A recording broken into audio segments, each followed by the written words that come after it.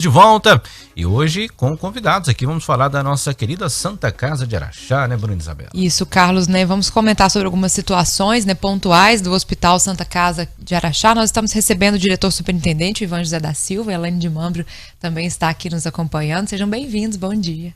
Bom dia, muito obrigada, é um prazer estar aqui com vocês. Bom dia, Ivan. Bom dia a todos os ouvintes da Rádio Imbirá, tá? É um prazer de novo estar aqui, né, para esclarecer algumas dúvidas e falar um pouco da Santa Casa, né? E até gostaria de lembrar aqui, porque, assim, pelo menos no Imbirá Notícias, é a primeira vez que o Ivan está aqui ao vivo com a gente dentro do estúdio, mas o Ivan foi superintendente de saúde em Uberaba justamente naquele período mais crítico da pandemia e por diversas vezes participava via telefone com a gente aqui pelo WhatsApp, trazendo informações da superintendência lá de Uberaba. De novo, quando eu falo que de novo aqui, não pela Santa Casa, mas quando eu fiz 5 anos superintendente, né, regional da Secretaria Estadual de Saúde, né, e sempre estive aberto para as dúvidas e as perguntas da Rádio Imbirá e dos ouvintes da Imbirá. O Ivan é um grande conhecedor do sistema SUS, né, Ivan? Deu até esse último fórum que teve, né, a gente até comentou aqui, Ivan deu uma aula, né, sobre SUS, a forma, naturalmente, como você fala, até antes, né, acho que é importante a gente contar isso aqui também, a gente conversava aqui no intervalo, né, quando a Elaine e o Ivan chegaram aqui nos estúdios, né, e a Elaine destacava, né, a gestão que o Ivan vem fazendo à frente da Santa Casa, né, tudo que já conseguiu colocar em dia e como a Santa Casa tem rodado aí, né, direitinho, né, com os pagamentos, né, garantindo ali o pagamento também dos colaboradores do hospital. Porém, Ivan, a gente teve ali, né, durante o fórum, né, algumas apresentações de algumas questões que chamaram ali a atenção. Eu também tive informação, né, através de uma fonte, algumas informações sobre os setores de clínica médica que encaminharam também um ofício, né, a você sobre talvez uma paralisação por falta ali de alguns pagamentos, né? Então, diante disso, eu gostaria que a gente falasse sobre essas questões dos convênios com a prefeitura que hoje estão em atraso com a Santa Casa. Sim, essa é a parte preocupante que nós temos hoje com a Santa Casa. Nós viemos discutindo junto ao Poder Municipal, à secretária, sobre o alerta. Eu chamo de alerta, que na outra entrevista na TV eu falei que estava acendendo uma luz de alerta na questão de alguns atrasos de convênios, né? Lembrando que esses atrasos de convênios eu não chamo de repasse, porque não são repasses, né? É importante deixar isso claro, né, Ivan? Eu vi algumas pessoas falando assim, não tem repasse atrasado, mas repasse não é convênio, exatamente, né? Vamos explicar isso para os ouvintes? Por isso que eu chamo de convênios e não de repasse, porque, vamos dizer aqui, o repasse é o quê? Os outros entes federados fazem um repasse direcionado para a Santa Casa através do Fundo Municipal de Saúde. Isso é repasse. A União, todo mês, faz um repasse da produção da Santa Casa. Mas como nós somos gestão plena aqui em Araxá, todo o repasse é feito de fundo a fundo, nós chamamos de Fundo Nacional de Saúde para o Fundo Municipal de Saúde. E o Fundo Municipal de Saúde é apenas repassador desse recurso. Isso nós chamamos de repasse. O Estado tem alguns programas. Um dos programas importantes do Estado é o Valora Minas, né, que agora parece que vai mudar para Valora Saúde. Eu estou indo numa reunião em Uberaba amanhã, o dia inteiro, justamente para verificar a metodologia que será feita para 2024. Isso também é repasse, tá? Emenda parlamentar que é direcionada para a Santa Casa também é repasse. Todos esses recursos que são vindo de outros entes federados, União e Estado, são obrigados a passar por onde? Pelo Fundo Municipal de Saúde, porque aqui é gestão plena, por isso nós chamamos repasse fundo a fundo. Esses repasses fundo a fundo são apenas direcionados. Usa-se o Fundo Municipal de Saúde para redirecionar aos prestadores, de acordo com o quê? Com portarias, resoluções ou até mesmo a produção que a Santa Casa, também o outro hospital, a Casa Caminho, faz, entendeu? Então isso é repasse. Quando se fala assim convênio, é diferente. Convênio são documentos ou contratos, nós chamamos de contratos ou convênios, assinados diretamente do prestador com o gestor municipal. Aonde ele tira esse recurso? Através daquele, no mínimo, 15%, que é obrigado constitucional, para repassar para os prestadores, né? Então, isso é convênio. Então, são diretamente ligados no orçamento ordinário do município, tá? Então, aí sim é convênio. Então, quando você discute hoje a situação de atraso de repasse, não. Nós temos atraso de convênios que foram firmados entre ambas as partes, o prestador e o gestor municipal.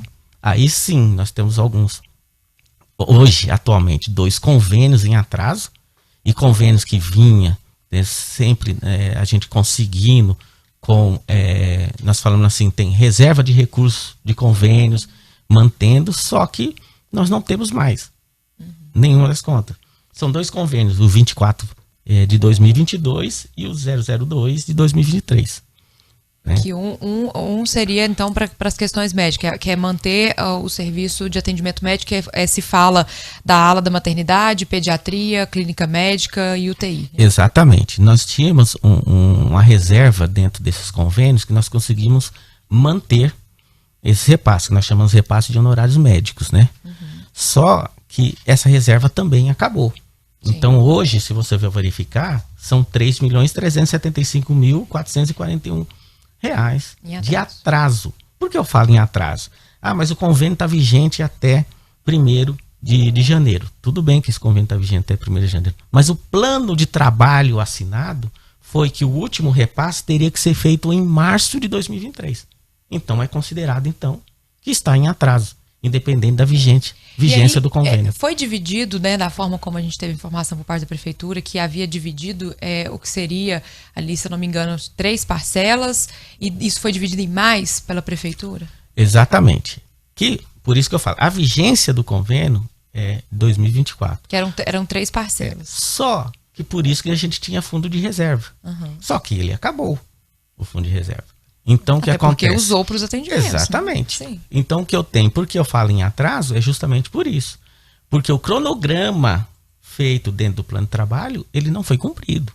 Se tivesse cumprido o cronograma, nós teríamos a situação regularizada.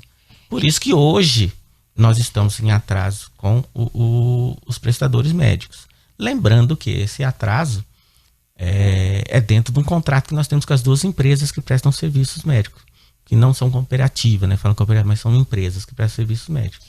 E até essas 2 empresas de serviço médico te notificaram no dia de ontem, né, que não estarão prestando mais esses atendimentos, né, no que tange ali o que a gente fala, né, a maternidade, a pediatria, a clínica médica e a UTI na Santa Casa. Né? Como que vai ficar essa situação, Ivan, visto esse ofício, né, recebido pela Santa Casa no dia de ontem? Exatamente. A notificação foi feita ontem, por quê? Porque o contrato da Santa Casa com essa empresa, né, nós não estamos cumprindo. Porque hoje é dia 10, então tem 10 dias de atraso desse contrato de pagamento. Lembrando que esse pagamento é de competência de agosto. Então o que está acontecendo? Nós estamos acumulando 2 meses de competência. Porque eu tenho que pagar agosto e a competência setembro, agora em outubro.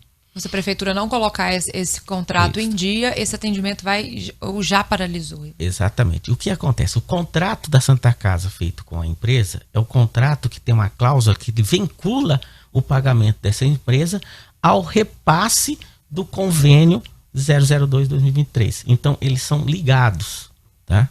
Eles são diretamente ligados. Então, houve atraso no pagamento do convênio, automaticamente dá um reflexo de atraso no cumprimento do contrato da Santa Casa junto com a empresa. Essa é a situação que está hoje. Entendeu?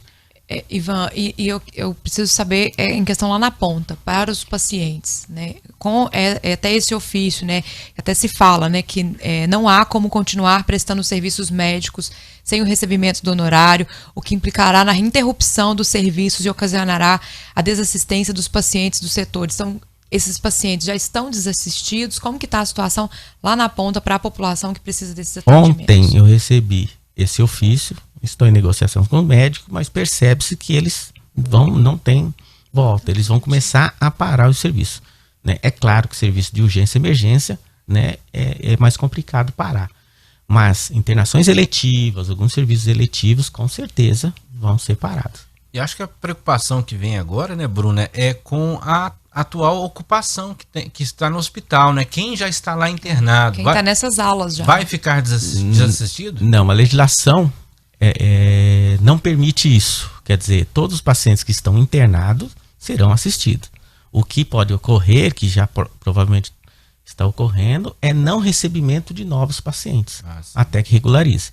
Mas, em hipótese alguma, o código de ética médico, até os códigos de ética de outros profissionais da enfermagem, ele não pode dar desassistência Então, todos os pacientes que estão internados é de responsabilidade tanto dos profissionais médicos como da Santa Casa. E quando a gente fala, né, dentro desses setores, da maternidade, é onde preocupa, né? Porque hoje, a rede pública, a maternidade é a Santa Casa. Né? E como que você fica com uma desassistência, né, num principal serviço de maternidade? Todo dia cidade, nascem, né? crianças, né? Exatamente. A maternidade, propriamente dito, ela é considerada urgência e emergência. Então, ela não se para assim. Existem vários comunicados. Então, a maternidade é uma situação que ainda a gente consegue negociar por caráter emergencial, de urgência e emergência. Mas isso também não há de eterno. Se não tiver uma solução, lembrando-se, nós temos um contrato com a empresa que presta serviços honorários médicos. A empresa pode usar a legislação do contrato e rescindir esse contrato. Porque não está sendo cumprido, entendeu? Aí é uma outra situação lá na frente. Por isso que eu falo, nós estamos enxergando o quê? A luz vermelha que está acendendo lá na frente. E isso é reflexo do quê? Desse convênio 002. Ivan, a prefeitura foi informada desse ofício, a qual a gente conseguiu, a gente teve acesso através de uma fonte sobre esse ofício, mas a prefeitura já foi notificada Nós sobre estamos notificando hoje a secretária, que ela é gestora do município, sobre a questão desse ofício. Mas, como nós verificamos, esse ofício, no atraso do mês passado, também teve um ofício igual a esse que nós notificamos. Quer dizer, então ela é recidente, não é uma coisa, né, de atual. Então corre um risco maior, como você disse lá na frente, de ter exatamente, porque já não é uma situação, né, primária, vamos dizer assim. Já é uma recidência do fato. E isso nos preocupa mais ainda. Né, Ivan, que precisa ser solucionada. E quando a gente fala de saúde, né, a saúde não pode ter redução de gastos. A gente teve aqui uma informação que a saúde de Araxá, com a redução do orçamento, teve uma redução de 20% dentro do orçamento da saúde. Mas é uma coisa que não... Eu até vou pedir para que você comente isso, né, fora do tempo que a gente está falando sobre em questão de SUS e de saúde, do conhecimento que você tem, porque é uma grande bola de neve, né? Como você está explicando, atrasa um convênio, vai gerando uma série de outros problemas, vai atrapalhando uma série de outros contratos, e quem vai sofrer com isso é a população, é quem está lá na ponta e precisa do atendimento pelo SUS. Né? Eu sempre falo que a saúde ela é complexa, muito complexa. A legislação de saúde nossa brasileira ela é complexa demais, né? Então, ela é como se fosse uma corrente, nenhum elo pode ser quebrado. Eu vou voltar atrás desde a atenção primária. Se nós temos uma cidade que a atenção primária não funciona direito, os hospitais ficam cada vez mais cheios. Então, por isso que é uma rede. Nós trabalhamos saúde, e isso é o desenho da saúde no Brasil. Saúde é uma rede. E como é uma rede, não pode ser cortada nenhum elo dessa rede. Ao partir que é cortado um elo dessa rede, o reflexo é direto. Direto aonde? No usuário do SUS. Então, essa é a filosofia que o SUS traz para nós. Essa filosofia é caro? É. Mas foi uma opção do Brasil. O Brasil fez a opção de dar saúde gratuita para todos os brasileiros. É o único país do mundo, né? Eu ia falar isso, é o melhor sistema do mundo na teoria, né? Exatamente. Como fez esse compromisso constitucional, né? Que são os artigos 196 da Constituição, 194, 196. Então, esse compromisso feito, que dá saúde gratuita, que nós chamamos de equidade, né? Que você não tem distinção de raça, né? E vamos atender toda a população brasileira. Por isso que lá fora todo mundo pergunta como que o Brasil consegue fazer isso, né? Um país continental que dá assistência gratuita para toda a população. Então isso é caro mesmo. Isso é muito caro. E como saúde é caro, tem que ter planejamento para que esse elo não seja cortado. Eu vou te pedir um minuto, a gente vai fazer um intervalo, daqui a pouquinho a gente volta, eu quero falar também sobre a questão do fechamento dos leitos da UTI, né, que também foi pauta do último fórum, e também uma entrevista que a gente teve com a secretária de saúde. Estamos de volta hoje aqui falando da Santa Casa de Misericórdia de Araxá. Bruna Isabela. Isso, Carlos. Nós estamos recebendo o Ivan, que é diretor superintendente da Santa Casa de Araxá. Ivan, nós tivemos na última semana as informações sobre a questão dos leitos da Santa Casa, né, sobre a questão da UTI. Nós tivemos ali a informação através, né, da doutora Mara, promotora de justiça, durante o fórum, que o que ocasionou isso, né, teria sido também a questão da falta dos repasses, né, para essa questão do leito. E nós tivemos uma informação por parte da prefeitura que houve também o interesse da Santa Casa em não renovar esse convênio devido a uma necessidade de uma reforma. Então, como superintendente, eu vou te pedir para comentar, né, e para nos explicar, né, o que houve aí em questão desses dois posicionamentos diferentes. Sim, vamos lá. Na verdade, os dois posicionamentos eles se fundem, né? Em duas coisas. Porque o fechamento dos 6 leitos de UTI, ele foi um complexo de coisas que aconteceram. Primeiro, nós tínhamos o convênio 32, que era um convênio que não foi cumprido. Isso é uma realidade. É tanto que o convênio vindou-se sem o pagamento da última parcela. E isso deu um impacto financeiro de manter a UTI. Esse é um ponto. Aproveitando o encerramento desse convênio, o que a Santa Casa fez? A Santa Casa aproveitou esse momento, que eu falo que é um momento único, que fechar a UTI não é fácil, e foi regularizar a situação da Santa Casa. Por que regularizar? Nós sabemos que a Santa Casa foi aprovada uma UTI de 20 leitos, aprovada em planta física pela Vigilância do Estado, mas estava alocado só 16 leitos, então tinha uma irregularidade junto, né, à planta física da Vigilância. Para que a gente regularizasse isso, o que nós fizemos? O convênio findou-se, lembrando que o convênio findou com um atraso de uma parcela. Nós aproveitamos e falamos assim, então nós vamos para esse momento que não tem convênio e vamos regularizar a Santa Casa. Chamamos uma equipe de engenheiros, chamamos a equipe... Para quê? Para que nós fizéssemos com que a Santa Casa cumprisse o que está determinado no projeto arquitetônico. 20 leitos de UTI. Né? É tanto que o prazo de entrega dessa reforma é de 30 a 40 dias. Quer dizer, em novembro nós iremos abrir a Santa Casa, né, a UTI da Santa Casa com 20 leitos.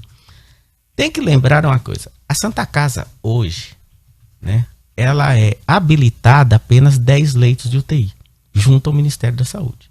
Lembrar isso. Os outros 10 leitos, ele vai estar à disposição para um convênio ou um contrato, que eu acho um contrato mais viável, com a prefeitura, com algum plano de saúde, que quem tiver interesse. Eu falei no fórum muito bem que os 10 leitos que serão ofertados a partir de novembro, a mais, né, os 10 leitos a mais que serão ofertados a partir de novembro da Santa Casa, é para os parceiros que tiverem interesse por esses leitos. Tá? É importante a gente esclarecer, só para as pessoas poderem entender, quando a gente fala de Ministério da Saúde, esses 10 leitos, ele pertence ao SUS. Né? Então, se o SUS quiser trazer uma pessoa de outra cidade totalmente diferente e colocar aqui no leito, na Santa Casa, que é o que aconteceu muito na pandemia, que às vezes as pessoas questionavam, mas por que vai trazer uma pessoa de outra cidade e colocar no leito aqui de Araxá? Mas é um leito que pertence ao SUS, esses 10 leitos. Né? Exatamente. Nós chamamos isso de pactuação programada. Existe 10 leitos da Santa Casa pactuado com o SUS, com o Estado, com o Ministério da Saúde. E esses leitos, ele é micro-regional. Tá? Então, isso não é exclusivo da população de Araxá, não. Esse é exclusivo também para Ibiá, Pratinha e outras cidades da região. Tá? Então, nós não podemos negar leito, é claro, com a capacidade instalada, de um paciente de Pratinha, de Itapira, entendeu? Porque ele é destinado para isso. Lembrando que esses 10 leitos são remunerados pelo Ministério da Saúde. Ivan, então se a prefeitura quiser renovar agora esse contrato, já renovar para o mês de novembro, existe essa possibilidade ou não existe a possibilidade dela renovar essa questão dos leitos devido que há uma parcela ainda em atraso por parte da prefeitura, né? Que eu falei no fórum, vou repetir aqui. Os 10 leitos estão disponíveis para sentar na mesa e renegociar um contrato. É claro, revendo o custo desses leitos, né? E eu falo custo desses leitos por quê? Porque hoje nós temos uma base que um leito de UTI, ele me custa R$ 2.860. Esse cálculo não é feito. É por dia. Esse cálculo não é feito. R$ 2.860.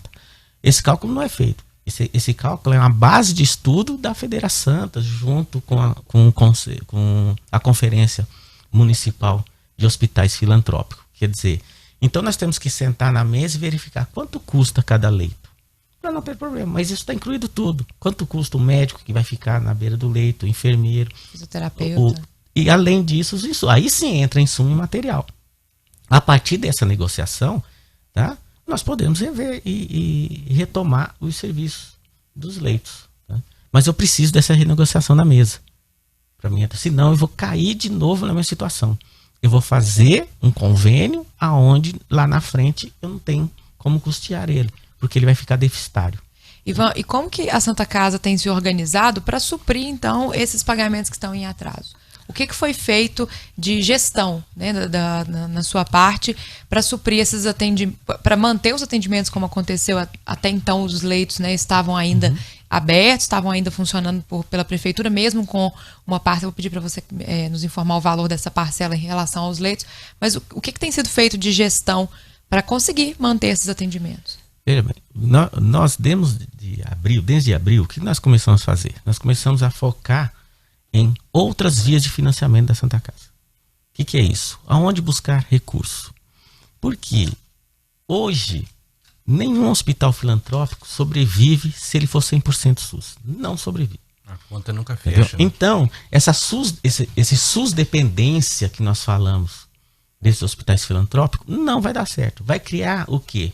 Vai criar um déficit mensal. Através disso que nós fizemos? Nós começamos a conversar com os médicos para trazer cirurgias particulares para dentro da casa, abrir outros convênios, potencializar o serviço de imagem diagnóstica que nós temos, que é um dos melhores serviços de imagem diagnóstica que tem na região. Tá? Nós temos ressonância, tomografia, mamografia, nós temos vários serviços, endoscopia, colonoscopia. Então nós procuramos outras vias de arrecadação financeira, que não seja apenas repasse e convênio. Então esse é o recurso que nós estamos usando para suprir essas necessidades.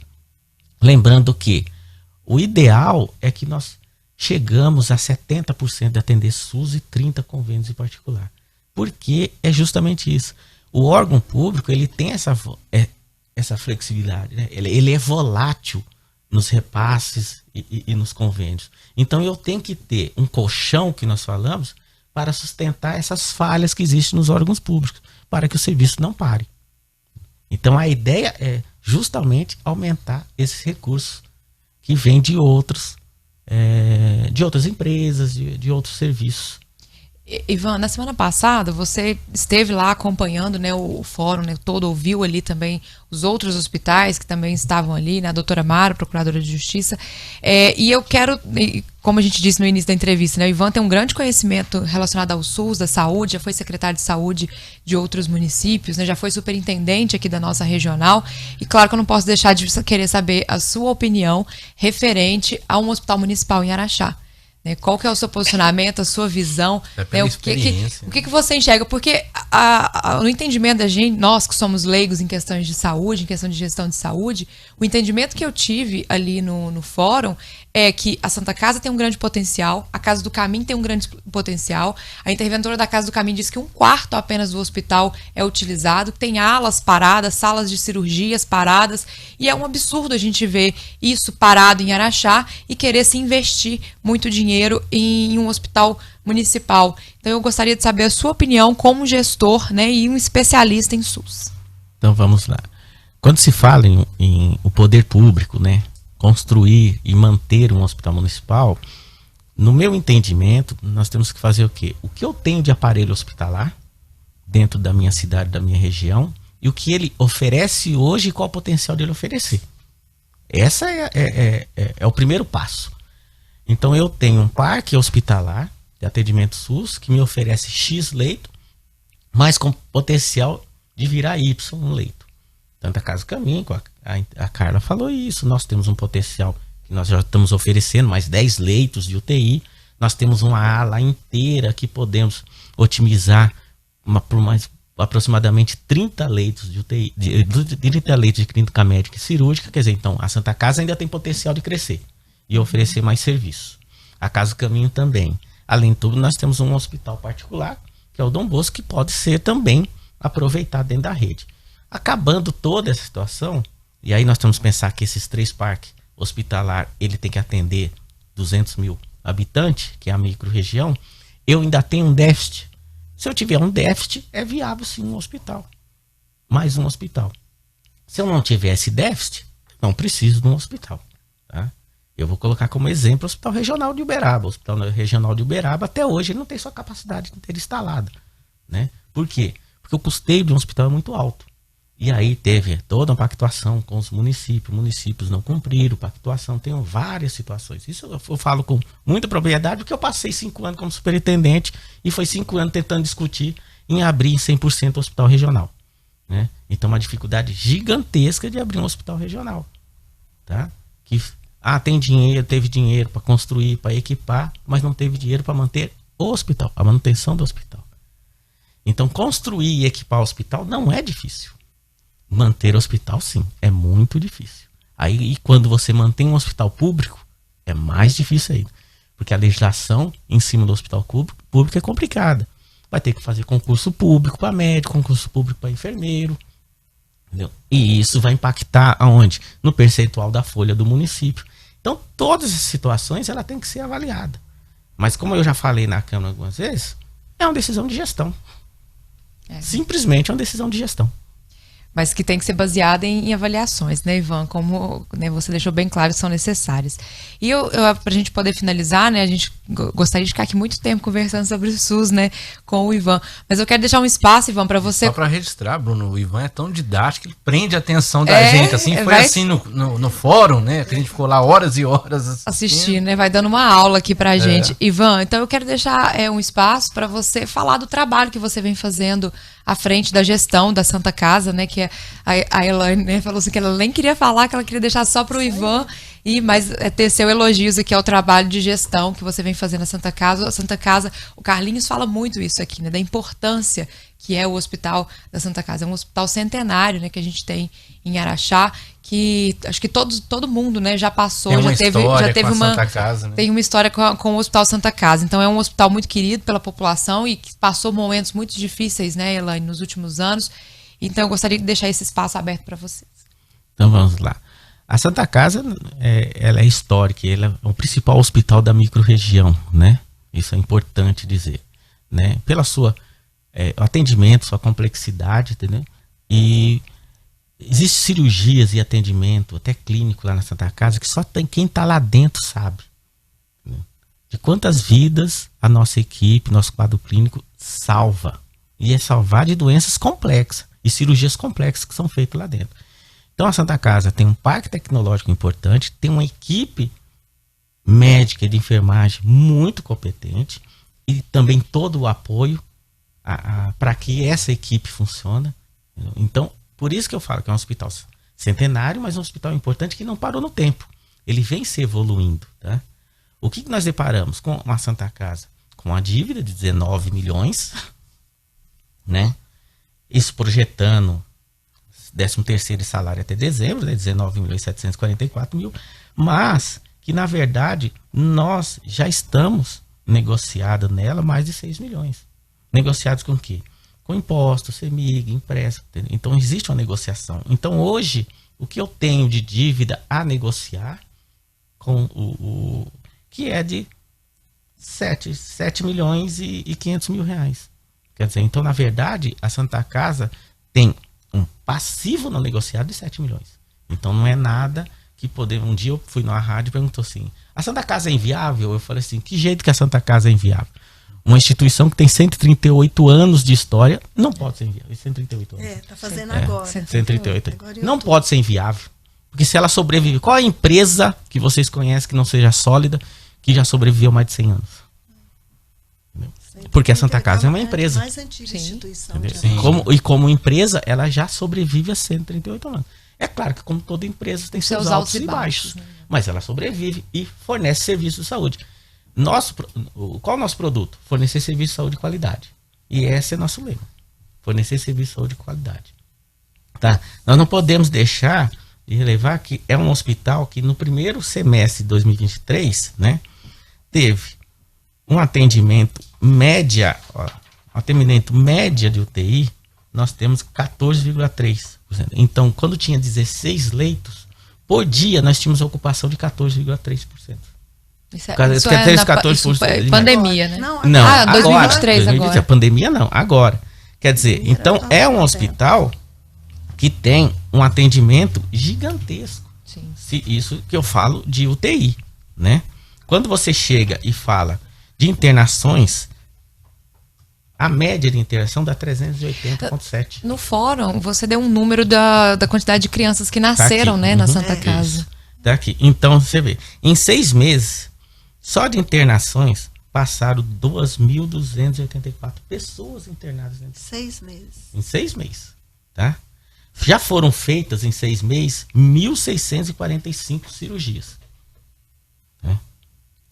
O que acontece? Só de partos, então aqui nessa assim, 634. Só de partos. No primeiro semestre. No primeiro semestre. Então é um hospital que vai fechar o ano com mais de 1.200 crianças que nasceram lá. Entendeu? É um hospital que vai passar de 3.000 cirurgias dentro de um ano. Né? Que vai internar mais de 5.000 pessoas. É por isso que quando a gente fala, né, que não pode fechar os convênios, não pode, né, parar os convênios, nem atrasar os convênios, né, se vê a importância justamente por esses números. Então, né, Ivan? isso é número, isso é estatística quando você vê saúde. Então, é um hospital importante? Que tem potencial de crescer, de oferecer mais serviço? Tem, com certeza. Lembrando que a nossa gestão, né, que nós estamos agora, está focando no quê? Em atender SUS com qualidade, mas também buscar outros parceiros para a Santa Casa. E parceiros que eu falo são planos de saúde, médicos parceiros que tragam cirurgias para dentro da Santa Casa. Então nós estamos conversando com o médico e trazendo: doutor, você precisa de que equipamento, você precisa de que material para você trazer seu paciente particular para dentro da Santa Casa. E nós estamos oferecendo, né? Na medida que nós pegamos uma Santa Casa com um tomógrafo quebrado, sem manutenção de ressonância. Hoje não tem um equipamento quebrado lá dentro, sem funcionar, que possa não deixar de fazer um exame. Além do mais, qual é o hospital que te dá ao paciente do SUS internado ressonância 24 horas, tomografia 24 horas, serviço de endoscopia e colonoscopia 24 horas, né? Raio-X, ultrassom. Nós temos todo um apoio diagnóstico para dar segurança para o médico, para a equipe e para o paciente dentro da Santa Casa. Então é um hospital que tem potencial, sim, tem potencial e tem parque tecnológico para servir cada vez mais. Mas é claro que nós estamos fazendo um esforço de gestão para não ser SUS dependente, lembre de novo. Exatamente. Isso, para não ser SUS dependente. Sem recurso não se consegue manter toda essa estrutura. Mas precisamos de uma complementação, com certeza, do poder público. Se ele for federal, estadual ou municipal, mas precisamos dessa complementação. Porque nós sabemos que não paga, apenas a tabela SUS não paga os procedimentos. Tá? Agora, Elaine e Ivan, para a gente fechar, a gente sabe que as instituições aqui de Araxá fazem parceria com as empresas de fornecimento de água, de luz, né? A Santa Casa mantém algum convênio em que a população pode participar, fazendo algum tipo de doação através da conta? Nós temos a Copasa. A Copasa deve ter uns 4 anos ou mais que fez esse movimento. Arrecada muito pouco por mês, acho que não chega a R$1.000, né? Mas as pessoas podem estar doando. Eu gostaria de convidar as pessoas para visitarem a Santa Casa, não visitar os doentes, visitar o que está melhorando lá. Inclusive tivemos a implantação de uma usina fotovoltaica pela CEMIG lá, né? Isso, diminuiu um pouco a nossa conta de energia, só que a gente gasta muito. Então ela nem entra na conta, porque é muito pouco em relação ao que a gente gasta. A gente recebeu agora uma emenda, né, Ivan, de 50 mil para fotovoltaica. A gente está estudando sobre essa implantação. Correto. Mas a gente precisaria de muito mais. A gente gasta muito, a nossa conta é muito alta. Tem que lembrar, nós primeiros temos que levar a população, os empresários da região, entendeu? O que é a Santa Casa. A transparência de dentro da Santa Casa, a competência que é a Santa Casa em prestar serviço de saúde. Essa é a primeira. Então eu tenho que vender uma imagem. Por isso que nós estamos com a empresa de marketing, nós estamos trabalhando com a empresa de marketing, nós estamos fazendo anúncios e nós temos um site também que pode entrar lá e verificar que lá vai ter um link lá de doações espontâneas através de Pix. Então nós estamos fazendo esse trabalho. Mas quando você doa para alguém, você tem que acreditar nessa empresa que eu estou doando. E esse é o foco dessa empresa de marketing que está fazendo agora. Entendeu? Porque também é uma outra via de arrecadação que vai reverter para quem? Para atender o paciente do SUS. Sim. Muito legal. Ivan, muito obrigado pela sua presença aqui, né? Trouxe aí diversos esclarecimentos, acho que é para a população, diversas explicações também, né? Nesse momento a gente vê muitas pessoas discutindo algumas questões, né? Quando a gente fala do município, né? Até lá do início, né? O que foi dito sobre repasse e convênio, achei importantíssimo esse esclarecimento. Quero agradecer mais uma vez por você, Elaine também, né? Aqui presente. Elaine também sempre solista aos atendimentos, aos pedidos da imprensa. Muito obrigada, bom dia para vocês. Nós que agradecemos. Obrigado obrigado também a todos os ouvintes da Rádio Biara, tá? E nós estamos à disposição para tirar dúvidas, para discutir SUS e discutir saúde, que é o mais importante. Queremos contar mais vezes com a sua presença aqui. Mais aulas de SUS. É isso aí. Seguindo com o Embiara